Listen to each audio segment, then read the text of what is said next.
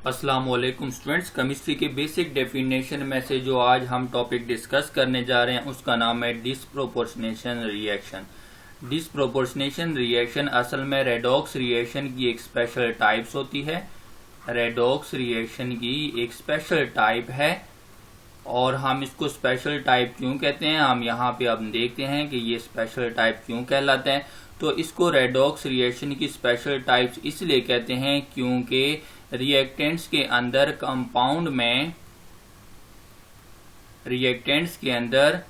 एक कंपाउंड ऐसा होता है और उस कंपाउंड के अंदर एक एलिमेंट ऐसा होता है जो प्रोडक्ट में जाके खुद ही ऑक्सीडाइज भी हो जाए और खुद ही रिड्यूस भी हो जाए। तो डिसप्रोपोर्शनेशन रिएक्शंस का मतलब ये है कि ऐसा रिएक्शन जिसमें एक ही एलिमेंट खुद ऑक्सीडाइज भी हो जाए और खुद रिड्यूस भी हो जाए, ऐसे रिएक्शंस को हम डिसप्रोपोर्शनेशन रिएक्शन कहेंगे। ये ऑक्सीडाइज भी हो जाए और ये क्या हो जाए, रिड्यूस भी हो जाए। अब जरा ध्यान देना है कि इन दोनों का मतलब क्या है।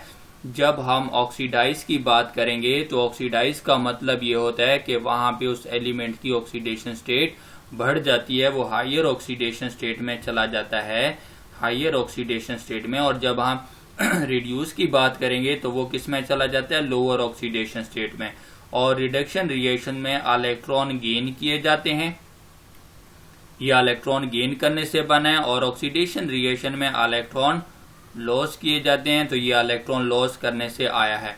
जब आप ऊपर जो रिएक्टेंट्स में आपको जो एलिमेंट मिलेगा वो एलिमेंट इंटरमीडिएट ऑक्सीडेशन स्टेट में आपको मिलेगा, उसका ऑक्सीडेशन स्टेट क्या होगा, इंटरमीडिएट होगा। यही एलिमेंट खुद जाके प्रोडक्ट में ऑक्सीडाइज भी हो जाता है, हायर ऑक्सीडेशन स्टेट में चला जाता है, और यही एलिमेंट खुद ही जाके रिड्यूस भी हो जाता है और लोअर ऑक्सीडेशन स्टेट में चला जाता है। तो हमने देखा कि ऐसे रिएक्शन जिसमें एक ही एलिमेंट खुद ऑक्सीडाइज भी हो जाए और खुद रिड्यूस भी हो जाए, हम उसको क्या कहेंगे, डिसप्रोपोर्शनेशन रिएक्शन कहेंगे। तो डिसप्रोपोर्शनेशन रेडॉक्स रिएक्शन ही है, लेकिन ये रेडॉक्स रिएक्शन में एक स्पेशल टाइप है जिसके अंदर एक ही एलिमेंट ऑक्सीडाइज भी होता है और रिड्यूस भी होता है। तो यहां से जो कंक्लूजन हमने निकाला वो कंक्लूजन ये है कि डिसप्रोपोर्शनेशन रिएक्शन में सेम एलिमेंट, यानी इस रिएक्शन में एक एलिमेंट ऐसा होगा, इसके अंदर एक एलिमेंट ऐसा होगा, सेम एलिमेंट वो होगा, और ये एक ही एलिमेंट आपको 3 different types of oxidation state में मिलेगा। एटलीस्ट कम अज कम ये आपको 3 डिफरेंट टाइप्स ऑफ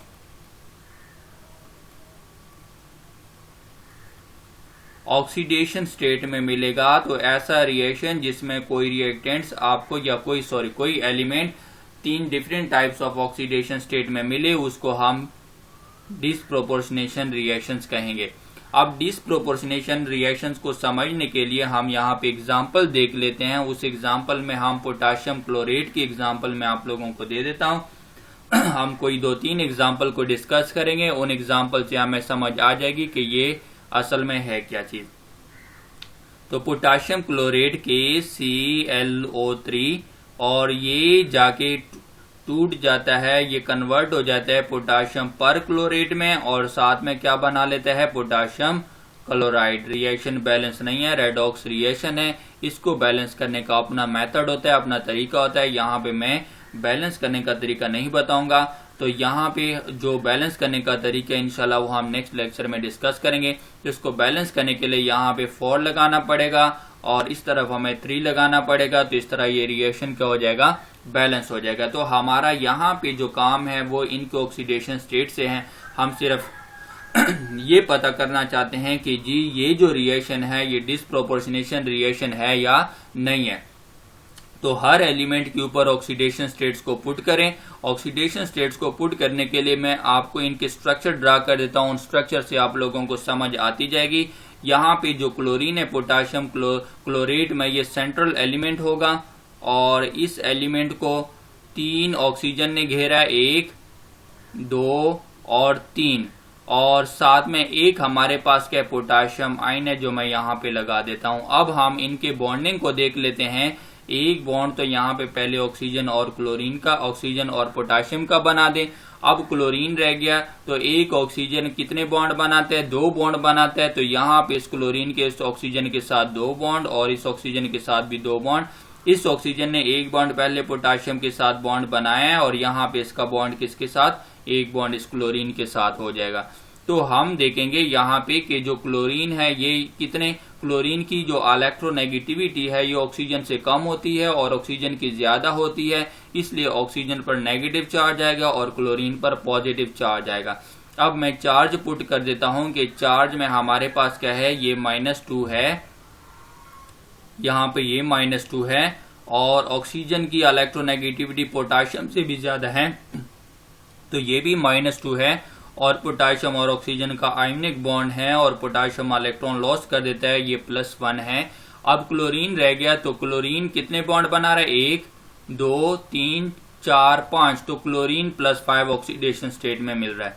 अब यही क्लोरीन जो कि +5 था ये जाके पोटाशियम पर क्लोरेट में कन्वर्ट हो जाता है, वहां पे हम जाके बॉन्डिंग दिखा देते हैं, उस बॉन्डिंग से हम इसके ऊपर चार्ज भी देख लेते हैं। तो ये क्लोरीन है और इसके पास टोटल 4 ऑक्सीजन अटैच है यहाँ पे सराउंडिंग में और एक इसके साथ इस तरफ क्या है, पोटाशियम अटैच है इस ऑक्सीजन के साथ। अब जरा हम देखते हैं कि बॉन्डिंग इसके पास शो कर लेते हैं। तो एक बॉन्ड यहाँ पे पोटाशियम और ऑक्सीजन का है जो कि आयोनिक बॉन्ड होगा, पोटाशियम इलेक्ट्रॉन लॉस करेगा और ऑक्सीजन गेन करेगा। अब क्लोरीन रह गया तो एक ऑक्सीजन मैक्सिमम कितने बॉन्ड बनाता है, 2 बॉन्ड बनाता है। तो ऑक्सीजन के साथ 2 यहाँ पे बॉन्ड हो गए, 2 इस तरफ हो गए और 2 इस तरफ हो गए और एक बॉन्ड इसका यहाँ पे इसके साथ हुआ। अब हम इनके ऊपर चार्ज शो कर देते हैं कि कौन सा ऑक्सीजन की इलेक्ट्रोनेगेटिविटी क्या है, ज्यादा होती है और क्लोरीन की इलेक्ट्रोनेगेटिविटी कम होती है। तो हम कहेंगे कि ऑक्सीजन -2, यहाँ पे भी ऑक्सीजन -2, यहाँ पे भी ऑक्सीजन -2 और ये पोटाशियम +1 और ये ऑक्सीजन -2। अब जो क्लोरीन है, क्लोरीन कितने बॉन्ड बना रहा है, 1 2 3 4 5 6 और 7 बॉन्ड बना रहा है। तो क्लोरीन +7 में चला गया।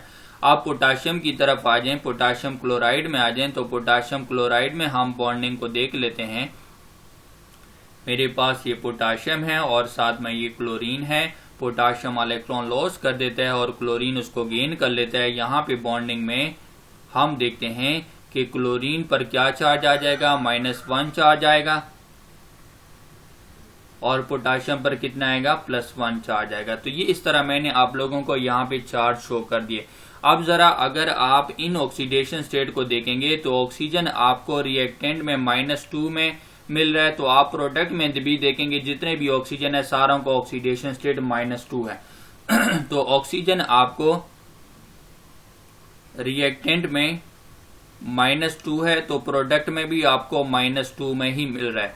और अगर आप पोटाशियम की बात करें तो पोटाशियम भी आपको रिएक्टेंट में +1 मिल रहा है और यही ऑक्सीडेशन स्टेट इसका प्रोडक्ट में भी है, यानी ना इन्होंने इलेक्ट्रॉन लॉस किए, ना इन्होंने इलेक्ट्रॉन गेन किए, ना ये ऑक्सीडाइज हुए और ना ये रिड्यूस हुए। तो अब हम जरा क्लोरीन की तरफ आते हैं कि क्लोरीन का क्या हाल है। तो क्लोरीन को अगर हम देख लेते हैं तो क्लोरीन यहाँ पे आपको +5 में मिल रहा है।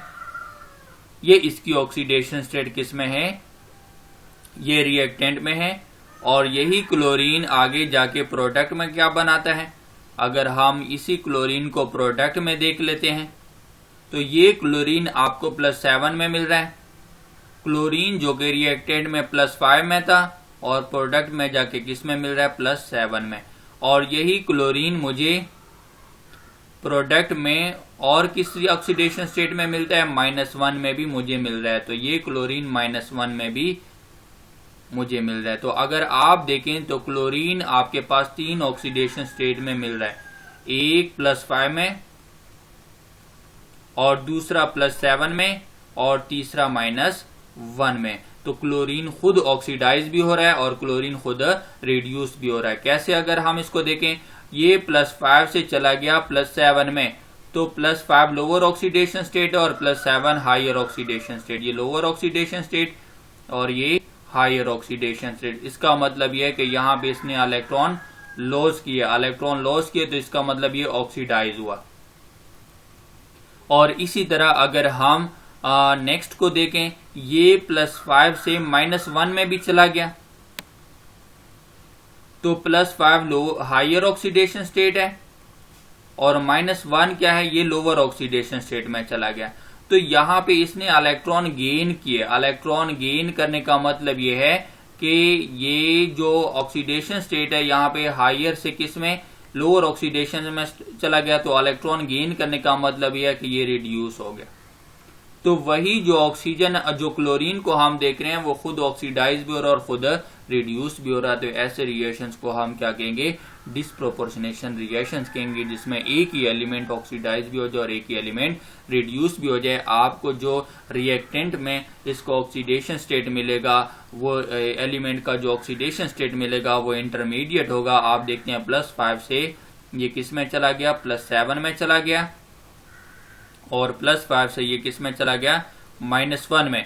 तो ये वाली ऑक्सीडेशन स्टेट इसकी क्या है, इंटरमीडिएट है, और ये वाली oxidation state higher oxidation state, और ये वाली ऑक्सीडेशन स्टेट लोअर ऑक्सीडेशन। तो इंटरमीडिएट ऑक्सीडेशन स्टेट वाला एलिमेंट जाके लोअर ऑक्सीडेशन स्टेट में भी चला गया और उससे हायर ऑक्सीडेशन स्टेट में भी चला गया। अब एक और एग्जांपल हम जल्दी से देख लेते हैं, उसको भी हम फोकस कर लेते हैं कि किस तरह वो रेडॉक्स रिएक्शन है या नहीं है।